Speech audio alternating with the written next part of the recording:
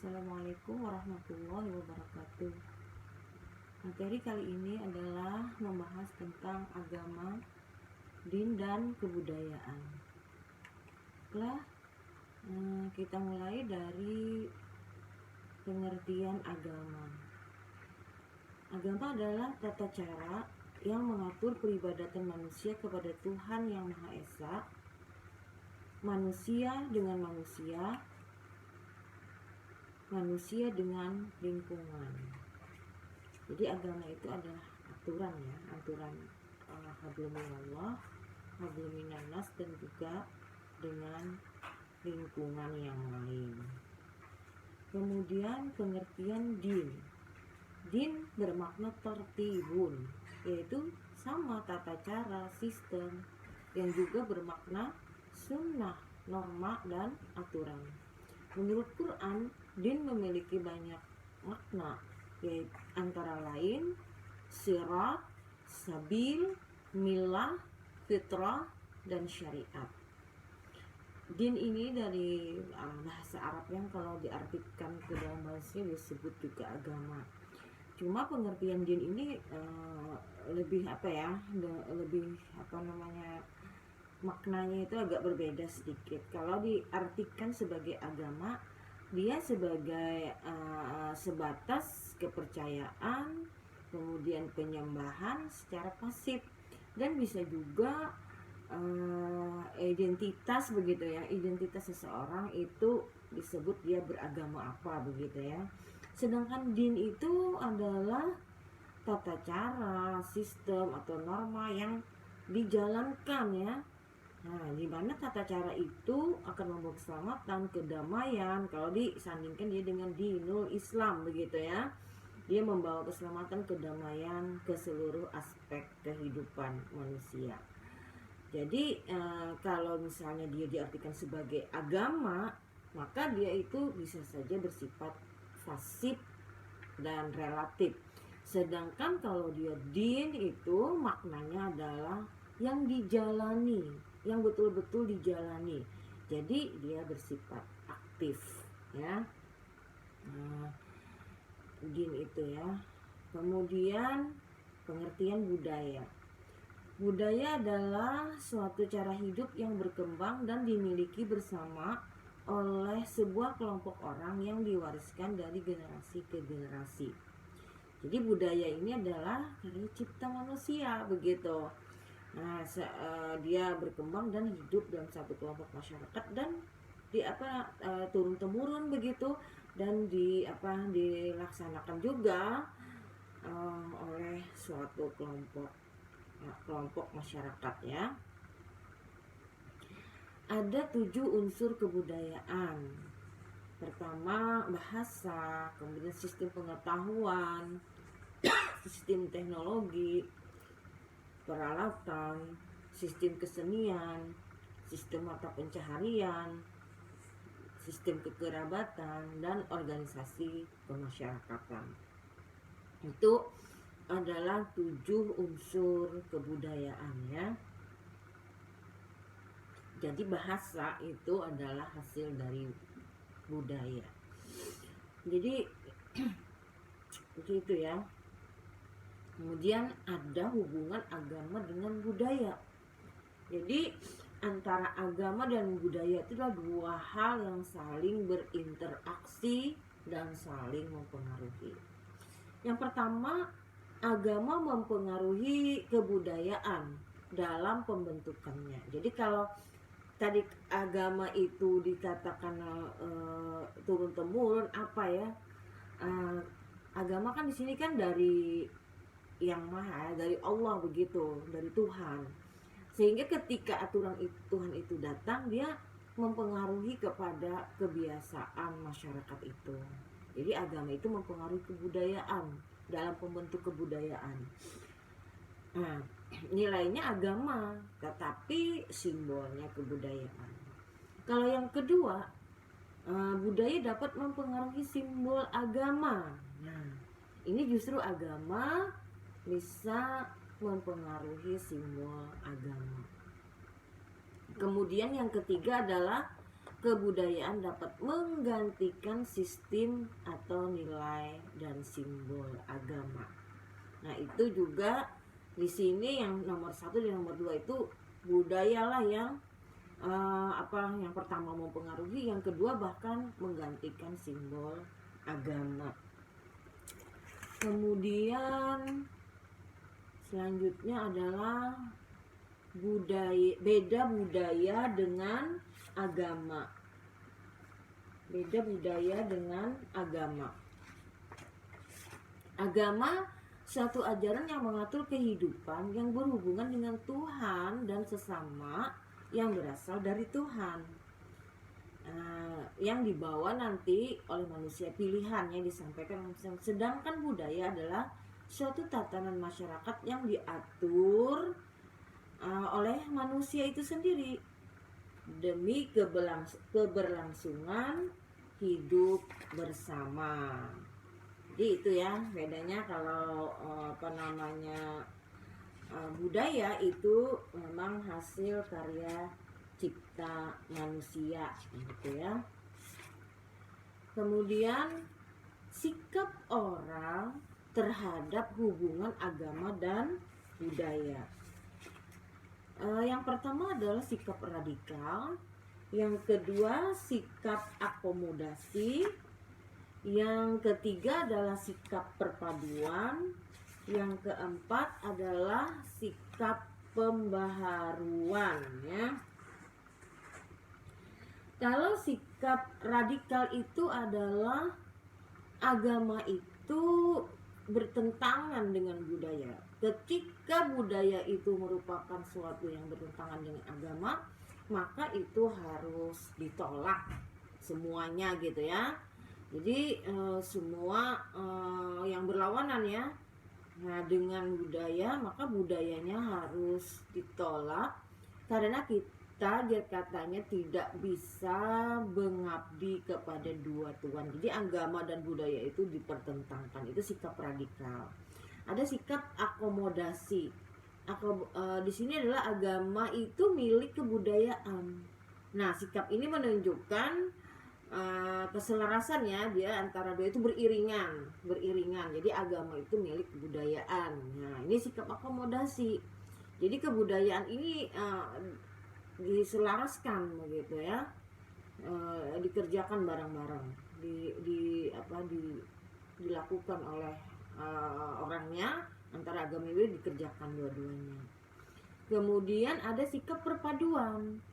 Sikap perpaduan itu begini, agama itu di atas kebudayaan. Nah, sikap ini menunjukkan adanya keterikatan antara agama dan kebudayaan.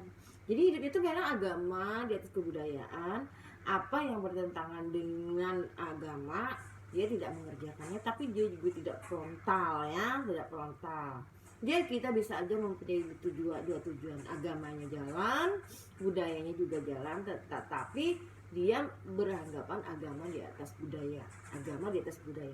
Jadi kalau ada orang-orang menjalankan budaya, dia tidak frontal begitu. Dia bisa saja memaklumi, atau bisa saja juga turut di dalam kebudayaan, melaksanakan kebudayaan itu. Kemudian ada sikap pembaharuan. Nah, kalau sikap pembaharuan itu agama memperbaharui kebudayaan.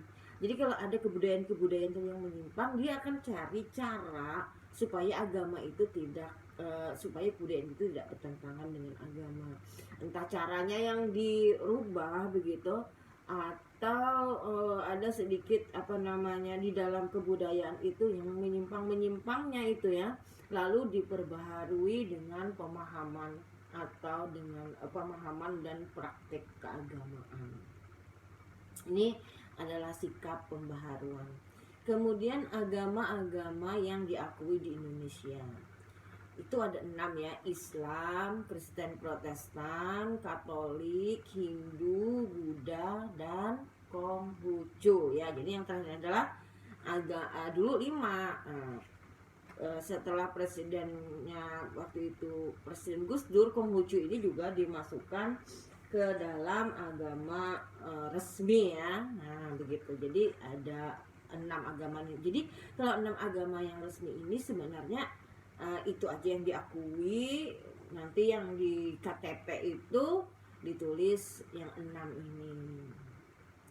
Kemudian masih banyak sebenarnya agama-agama agama-agama aliran yang gitu ya, kepercayaan atau hasil agama asli Indonesia begitu ya.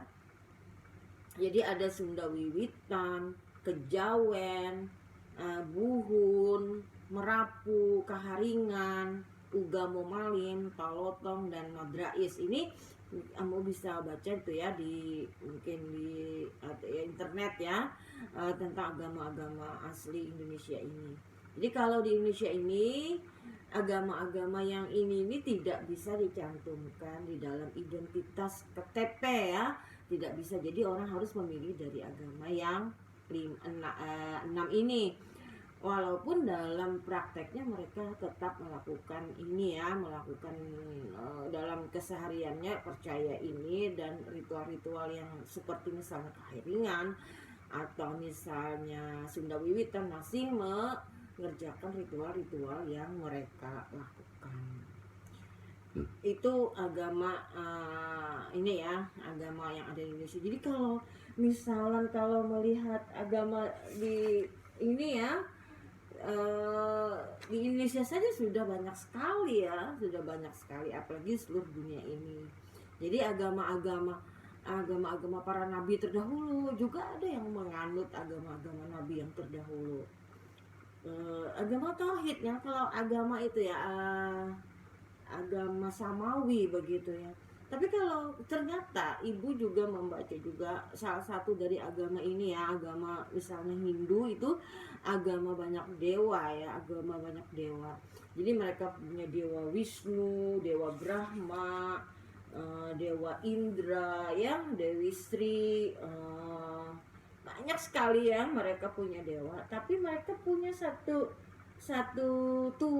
dewa, bukan satu Tuhan sih, satu yang maha kuasa gitu ya, yang maha esa. Jadi sebenarnya para dewa itu adalah, menurut mereka adalah perantara mereka kepada yang maha esa itu. Jadi ada kayak semacam satu Tuhan juga, cuma mereka memilih dewa-dewa yang akan dipuja oleh mereka.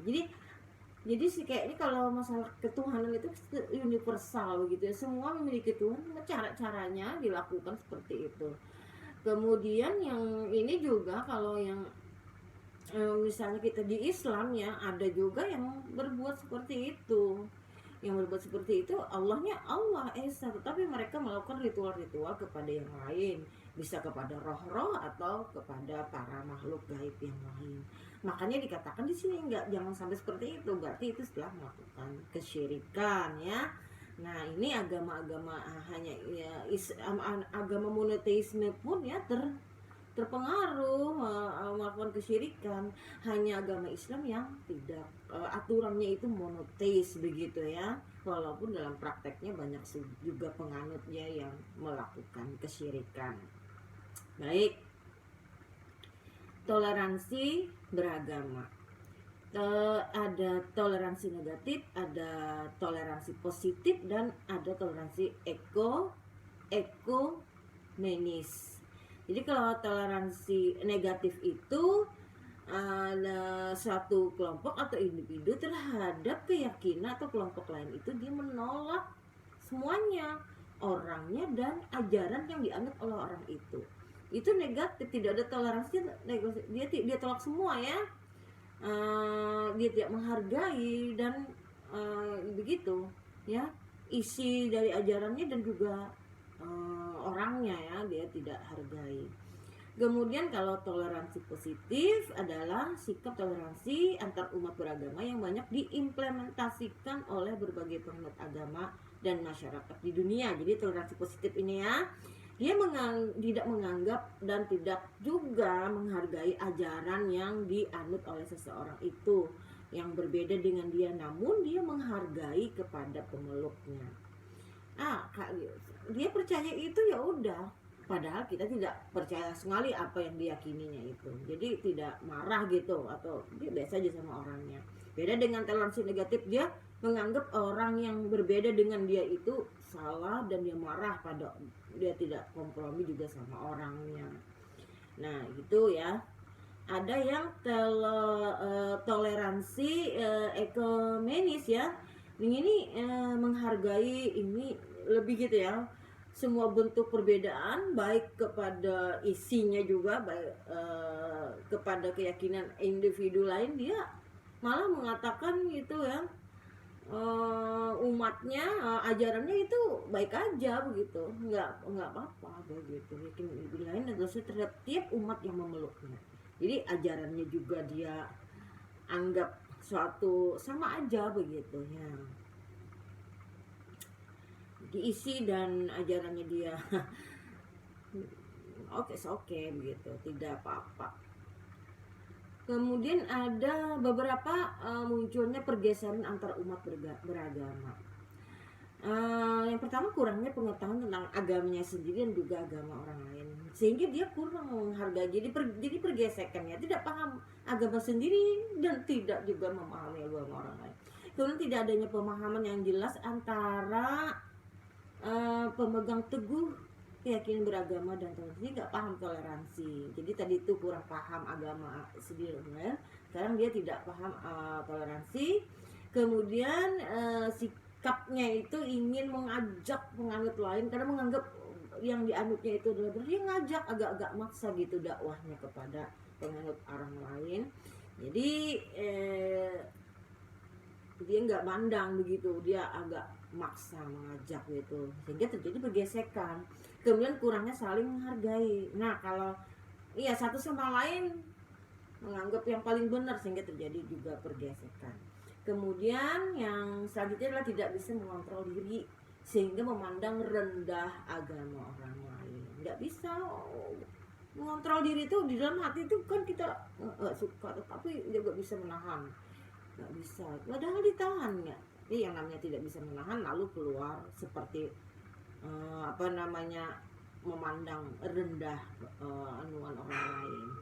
Yang terakhir adalah wujud nyata dari kita bertoleransi itu ada ya. Jadi kalau kita bertoleransi, kita mungkin dari sikap-sikap di atas itu yang negatif jangan diikuti. Jadi apa yang jangan membuat keributan, jangan membuat perpecahan, tapi kita menguatkan akidah kita sendiri. Akidah kita sendiri dikuatkan, kemudian ke orang lain itu tidak terjadi perkelahian atau pergesekan. Maka kita harus tanamkan ya sikap toleransi tadi. Pertama, kita mungkin dengan orang lain itu apa yang menghormati ya, biar aja nggak apa-apa, yang penting kita kuat. Kalau satu saat bisa berdakwah ya jangan paksaan. Kemudian membangun misalnya ala gotong royong, kalau apa dibangun bersama. Kemudian ada bencana alam, kalau ada bencana alam juga bareng-bareng, jangan mandang agamanya. Nah itu salah satunya ya. Kalau ada rumah ibadah orang lain, kita tidak boleh mengganggu ya. Kemudian janganlah kita memaksakan kebenaran yang ada yang kita yakini itu kepada orang yang beragama lain. Nah, kemudian kan ada ya lakum dinukum waliyadin. Kalau dalam masalah muamalahnya nggak apa-apa kita bekerja sama. Kemudian bersatu dalam bersaudara dalam kemanusiaan ya. Nah, walaupun tidak seiman tetapi dalam kemanusiaan kita bersaudara sehingga tidak terjadi pergesekan. Mungkin itu saja penjelasan dari Ibu. Mudah-mudahan bisa bermanfaat. Assalamualaikum warahmatullahi wabarakatuh.